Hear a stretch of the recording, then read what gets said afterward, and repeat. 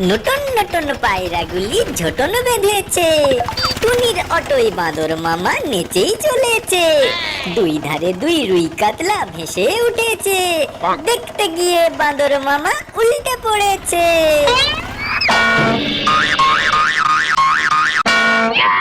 ওরে বাবারে, আমি মরে গেলাম রে। ওরে বাবারে, লেজ খুলে হাতে চলে এলো রে।